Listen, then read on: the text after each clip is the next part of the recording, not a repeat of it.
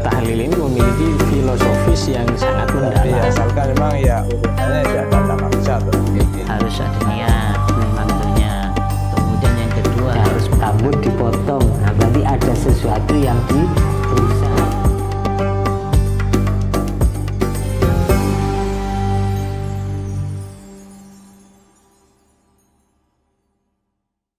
Dipersembahkan oleh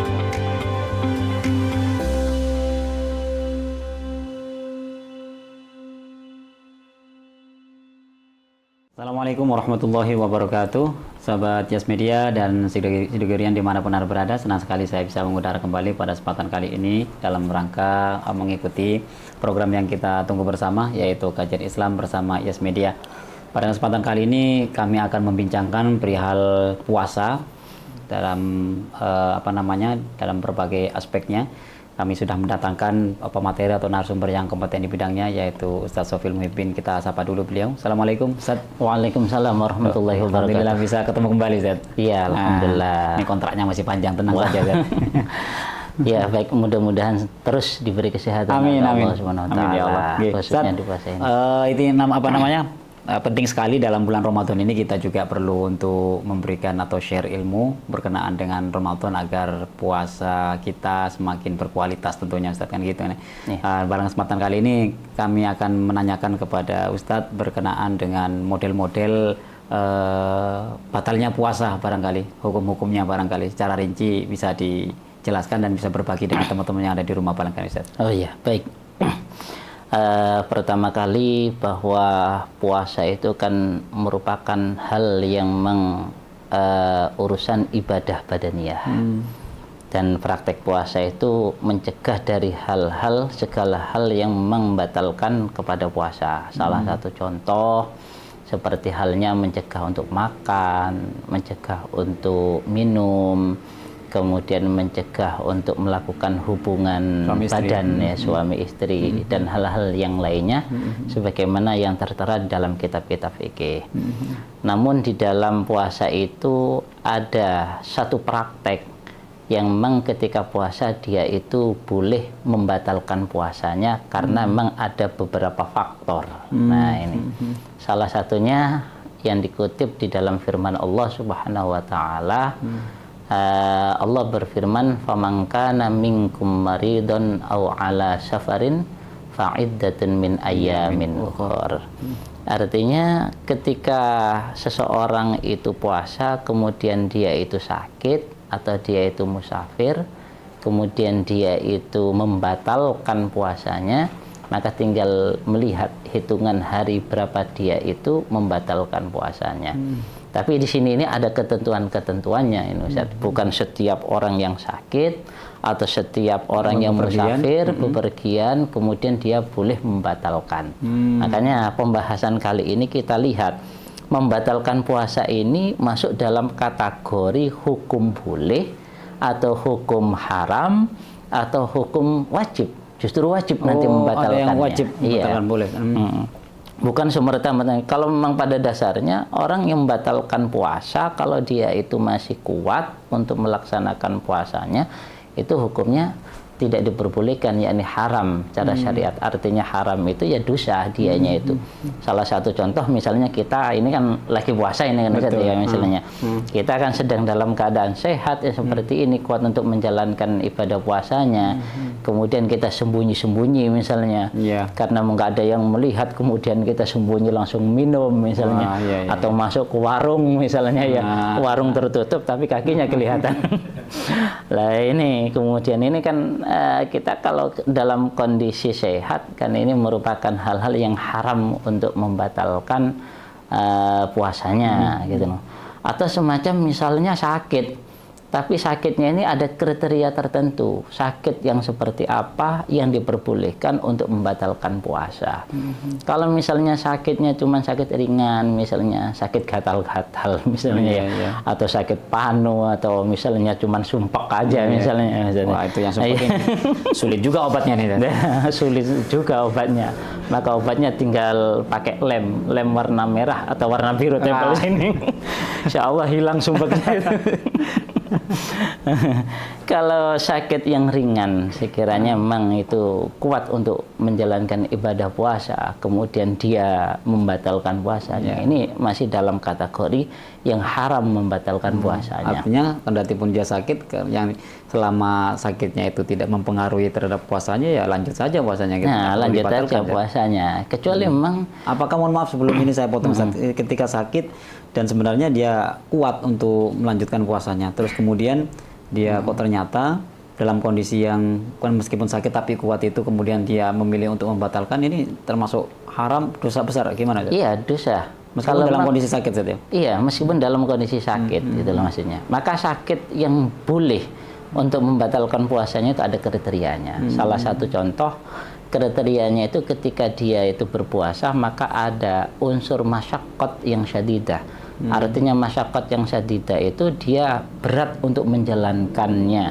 Contohnya artinya gimana? Berat untuk menjalankannya, ini nggak kuat untuk menahan rasa lapar atau hausnya.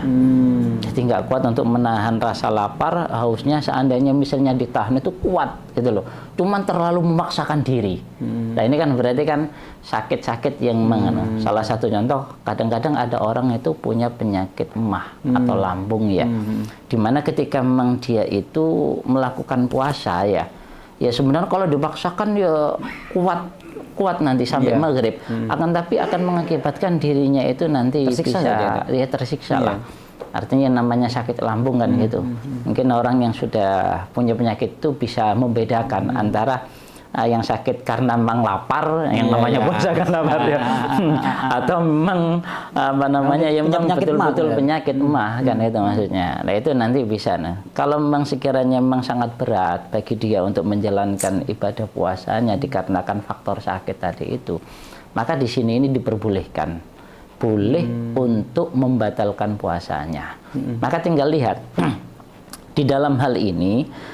Semacam misalnya ya, sakitnya itu pada waktu malam gini itu niat puasa, nawaitu shauma ghadin an adai ya. Kemudian pada waktu setelah subuh dia itu penyakitnya kambuh. Kemudian nggak bisa ditahan dari rasa sakit yang sangat berat ini, maka boleh pada waktu itu untuk membatalkan puasanya. Tapi pada waktu malamnya dia harus niat. Maka tinggal lihat sakitnya itu apa pada waktu siang setelah subuh atau mulai dari waktu malam.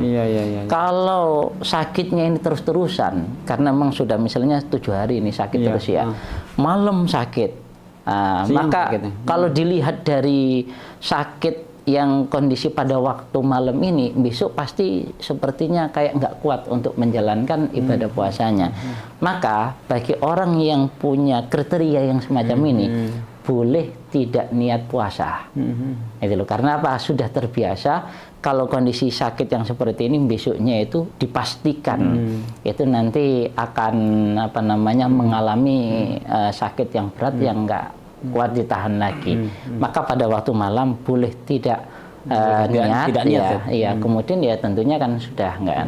Kecuali tapi memang seperti yang jenengan katakan tadi, kecuali memang dia tidak tahu apakah besok ini saya sakit apa tidak. Berarti malamnya wajib tetap niat. Wajib niat. Artinya dari apa yang sampai jenengan paparkan barusan itu, yang bisa ngukur itu ya orangnya sendiri berarti. Orangnya sendiri. Tapi pokoknya nggak pura-pura sakit aja ini. Wah itu sulit itu. Begitu pula musafir ya. Nah, musafir ini kan ada orang itu perjalanan waktu malam seperti ini ya, waktu malam. Maka ketika musafir ini kemudian jarak tempuhnya yang sekiranya masafatil qasri, jarak diperbolehkan boleh mengqashar sholat. Dalam hal ini kriterianya ulama kan ada khilafiyah. Ada khilafiyah, perbedaan pendapat ulama. Ulama yang paling ringan itu mengatakan 81 km. Maka ketika pada waktu malam ini kita perjalanan tempuh sejarak itu kira-kira 81 km. Kalau berangkatnya pada waktu malam, boleh dia itu untuk tarkun niyah, tidak niat puasa. Karena apa? Ini kan statusnya kan musafir kan. Berarti kan sampai malam. Betul. Sampai siang besok itu perjalanannya. Beda halnya kalau berangkat sekarang sebelum subuh sudah nyampe tempat tujuan. Itu beda halnya seperti itu. Maka gitu. Jadi kalau berangkat malam gitu, nyampe nya masih belum subuh gitu, ya sudah tidak perlu ninggal puasa gitu Zat. Iya, harus Artinya apa niat, begini Zat? gitu. Apa itu namanya ketika kita melakukan perjalanan itu kendati pun perjalanan yang sampai 81 km tadi Ustaz, kendati pun sebenarnya saya kalau meneruskan puasa, terus puasa tidak membatalkan, saya kuat ini. Nah, Akan tetapi dia memilih untuk membatalkan puasanya karena alasan perjalanan tadi. Ini boleh seperti itu Ustaz? nah, kalau kita bicara hukum boleh, maka boleh. Boleh, Tapi ya? kalau kita bicara apa namanya hukum afdoliyah, lebih utama mana? Kalau misalnya sekarang ini kita berjalan, kemudian besok kita nyampe kira-kira asar misalnya, dan seandainya kita puasa, maka kita kuat. Iya. Meskipun agak memaksakan diri. Nah, maka yang lebih utama kalau kita bicara afdoliyah, maka yang lebih utama dia itu tetap berpuasa. Kalau kita bicara apakah boleh dia itu tidak berpuasa, maka boleh. Karena apa? Statusnya dia itu musafir. Di mana musafir atau safar ini, perjalanan ini merupakan salah satu hal yang memperbolehkan untuk membatalkan puasa. Itu berarti ada sababut tarakhus, mendapatkan keringanan dari syariat untuk meninggalkan puasanya. Kalau misalnya perjalanannya gini, kalau perjalanannya orang tadi itu setelah subuh, maka pada waktu malamnya harus niat puasa. Kalau perjalanannya setelah subuh, malamnya harus niat puasa, kemudian pada waktu siangnya dia itu ya harus tetap puasa, Ustaz. Sampai dirasa dia itu akan mengalami masyaqqat yang syadidah. Nah, kalau sekiranya memang seperti haus atau seperti lapar yang sudah nggak tertahan lagi, kalau misalnya ditahan nanti akan bisa mengakibatkan bahaya bagi dirinya. Bahaya kepada dirinya. Nah, misalnya, maka diperkenankan mokel atau membatalkan puasanya pada saat itu. Berkenaan dengan yang musafir ini, Zat, apakah memang syaratnya harus ini bepergiannya sebelum waktu subuh gitu, Zat? Syaratnya memang seperti itu. Artinya tidak seperti dispensasi yang dilakukan seperti sholat jamak qashar, artinya tujuannya tidak untuk maksiat, terus kemudian di perjalanan juga tidak melakukan maksiat. Apa memang itu juga berlaku begitu? Iya, bagi musafir gini, ada khilafiyah di kalangan ulama. Khilafiyahnya gini, apabila perjalanannya itu setelah subuh, maka satu pendapat mengatakan dia tetap harus berpuasa terus. Satu pendapat tidak. Maka ketika di tengah perjalanan, dia itu akan mengalami masyaqqat syadidah yang sekiranya dapat membahayakan kepada dirinya, maka dia itu diperbolehkan untuk membatalkan puasanya. Kalau setelah subuh. Kalau perjalanannya itu sebelum subuh, maka di samping dia itu boleh tidak niat puasa, maka di siang harinya dia itu diperkenankan untuk tidak berpuasa. Kalau sebelum subuh, maka los ini. Kalau sebelum subuh. Kalau setelah subuh, maka ada pemilahan tadi itu. Menurut pendapat yang lebih ringan, kira-kira di perjalanan dia itu mengalami masyaqqat atau tidak. Itu. Kalau sekiranya ada masyaqqat pada dirinya, sangat lapar, sangat haus, maka diperkenankan untuk makan atau untuk minum gitu. Itu bagi musafir yang artinya kan kesimpulan seperti ini, kalau melakukan perjalanan atau keluar dari rumah itu setelah salat subuh, kendati pun perjalanan itu sejauh 81 km misalkan, itu kalau tidak ada musyaqqat memang sudah tidak ada jalan, Ustaz. Artinya tetap tidak boleh. Iya. Enggak boleh, Mas. Memang syaratnya memang harus sebelum subuh. Iya, kalau sebelum subuh diperbolehkan. Kalau setelah subuh, kalau tidak ada masyaqqat nggak boleh itu untuk boleh ya. Nah, itu kalau kita bicara masalah boleh atau tidaknya. Ini hukum yang boleh, Ustaz, maksudnya ya. Beda lagi kalau hukum yang wajib. Karena dalam fikih itu ada halnya orang itu wajib untuk membatalkan puasanya. Semacam misalnya kalau misalnya tidak membatalkan puasanya, maka dia akan mengakibatkan rusak pada dirinya. Halak, artinya halak itu semacam misalnya semaput, Ustaz ya.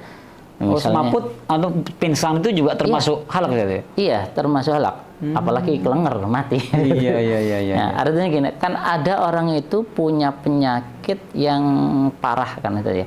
Kalau misalnya ini nanti puasa, itu mengakibatkan justru penyakitnya bisa tambah parah atau bisa jadi dia itu pingsan kan itu. Dan ini kan yang bisa mengukur adalah dirinya sendiri. Atau paling tidak ada kabar dari tabib yang adil yang Islam.